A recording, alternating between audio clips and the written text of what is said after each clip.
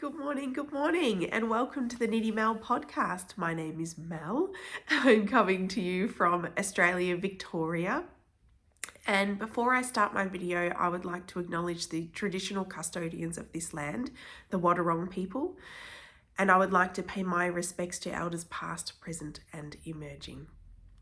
Today's episode is going to be a little episode. I am going to talk about my clue 3 first. Disclaimer, we'll be showing clues 1, 2, and 3.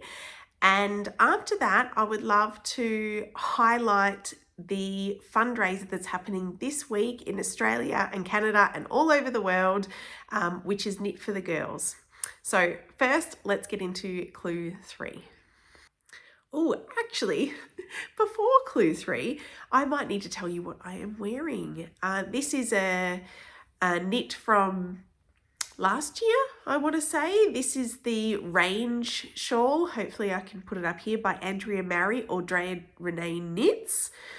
It is a lovely, squishy, DK weight, huge shawl with brioche. Brioche texture. So the grey is in Bendigo Woolen Mills Classic, I think. Classic. It'll all be in my Ravelry notes if you would like to hop onto my Ravelry. And the green is, I wish this yarn wasn't discontinued, but it is. It was the Forest Wood Bendigo tweed. It was the bamboo tweed that they released as a limited edition. I loved it. I wished I bought more. And then this cinnamon color is Circus Tonic handmade, I believe. Check my notes to make sure that is right. My memory is failing me. I did it a year ago, but I love it. It is chilly here this morning. I know we're coming into summer here in Victoria, but all the way up to Christmas, it's either a 35-degree day or you wake up in the morning and it's 6 degrees Celsius. And that is this morning. So I'm enjoying a bit of coziness, even though we're coming into summer right now. So let's get on to clue 3. Very exciting. I was bracing myself for clue 3. Were you? I was bracing myself. And while it is impactful and exciting, it's not as daunting as I thought it was going to be. So I shall show you my clue 3. So far, I have not even finished this one section yet, but ooh, how cool is that? Are you enjoying knitting it or watching it? I found it really hard to get a photo of this yesterday, but that is pretty true to colour, I would say. And I think it looks beautiful with Louie and Lola's yarn. I'll get a bit closer so you can see the stitch. Can my camera do it? So these are all slip stitches carried across the front of the fabric.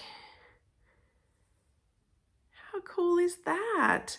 So no, I have not been tying in my ends. Why? I do not know. I've done it for the rest of the shawl. You know, when you just, I don't know. I usually tie in ends as I go, but I've been loving the fabric. I think that that's what stopped me. I really quite like the back of this fabric. And I don't know if you can tell, but there's some quite tall stitches along the way. And I'm not sure how I want to weave in the ends. I know that I didn't want to do the weave and Steven, and I tried the Yarn Lab version with this and it wasn't looking quite how I wanted it to. So I think I'm just going to go through and take the ends through myself. I'm probably going to regret that later, aren't I? But oh well. I am getting there. We are decreasing on this side by 1 stitch per row. So I am almost finished this section, and I have not looked ahead. I have just been going along in the pattern. I'm on that repeat the 24 rows section. So I am going to have a look now I am going to make a prediction because apparently that's what I do, even though I get almost every prediction wrong. But I think if we look at the whole shawl,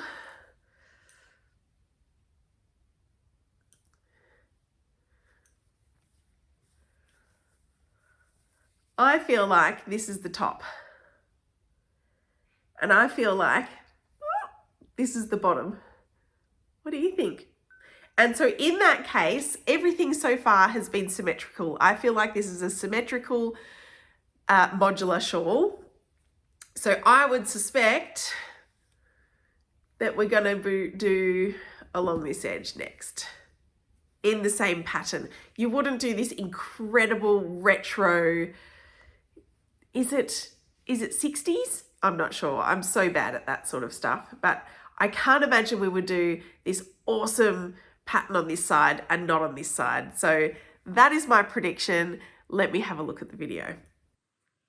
Okay, this is where I'm up to. So let's see if I can skip ahead to the sneak peek. With the zigzag slips. That's the first end finished. So it should look something like this. So pretty. When you're done, we're going to use. Can't wait to see it in everybody's different colors. Section 12. This section begins with the 176 live stitches from section 9. So these are on my spare circular needle. I'm going to use my other side, symmetrical. Using color A. Knit 2. It looks like the same slip stitches. Okay, I'll speed up. Here is the completed clue 3, and it's starting to look like. Yay! I was right. Where it was going, but I think you might have a little That's bit more of cool. a clear understanding of what kind of shape we're starting to make. It's still not done. We still got lots of yarn left for clue 4. I love that the shapes sort of kept changing. With these symmetrical wingtips. Here with the Wingtips. And this beautiful pink and oh, there's the pink queen version, so that's what mine will look like. By my friend Enos, and she did her own modification for the Clue 1 center. And okay. We're definitely going that way. So that is the top. Am I right? I got that right? That is the top. Ooh, no, I've got it wrong. That's the top. Oh, I wonder if we're going to be, I mean, this is an I-cord, but that doesn't stop him from picking up off an I-cord, does it? I wonder if one of down here will be an option for clue 4. I'm correct, I think, that there seems to be some options for clue 4 that we might be able to make it a bit bigger, I think. So I'm a bit excited about that. I have got to get cracking. It is Tuesday morning here, and Thursday night clue 4 will come out. So I really need to get knitting. I need to finish this today and then crack on with the other side. Is anybody else finding these slip stitches a bit slow? I think I'm getting quicker at it. I think what's slowing me down is the stitches at the beginning and the end of each row. I'm moving my highlighter down row by row because I really don't want to tink this back. I don't think that I would feel confident ripping it back and easily picking up along a ripped edge. So I think I would have to tink back if I make a mistake. Has anybody frogged back? Tell me in the comments below if you've had to frog or tink back on this fabric and how tricky or easy it is. It's easy enough to knit, but I really don't want to find out what it's like to rip it out and try and find my row again. So there you go. So pretty. Clue 3. Exactly what you want from the MKAL. Something a little bit different, something you've never done before. This fabric feels so different. It's going to be really interesting blocking this shawl because the stretch and bounce in the rest of the shawl in comparison to this is really interesting. I don't know if you can tell, but it feels, does yours feel the same or have I knit this too tightly? I don't know.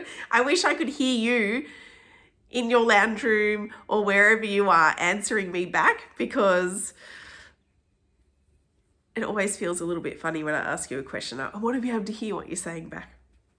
Anyway, that is it for clue 3. While we are here talking about clue 3, I just had to highlight the incredible work that Grocery Girls, Louie and Lola and Thread of Maple are doing for Knit for the Girls, which is a breast cancer awareness week. And it's incredible. It is not just them. The entire fibre community have come together. They've provided prizes from hand-dyed yarn to notions to bags to anything. It's just incredible. Buttons, stoppers, all sorts of incredible prizes that you can win. If you're interested in donating to breast cancer awareness, this is a wonderful way to do it. We need so much more research done, and this is one way it can get done. So Louie and Lola have their own fundraiser for the Knit for the Girls, and so do Grocery Girls Knit.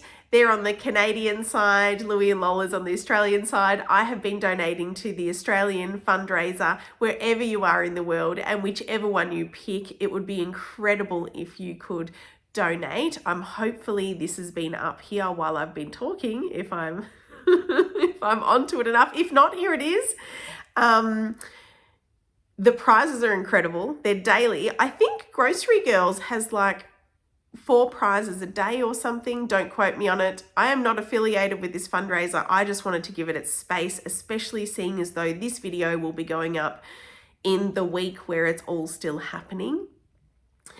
On that note, I am so thankful to all of you because I have passed 1,500 subscribers. Thank you so much. So I thought a fun way to celebrate that would be to organise a Knit for the Girls fundraiser giveaway, if that makes any sense.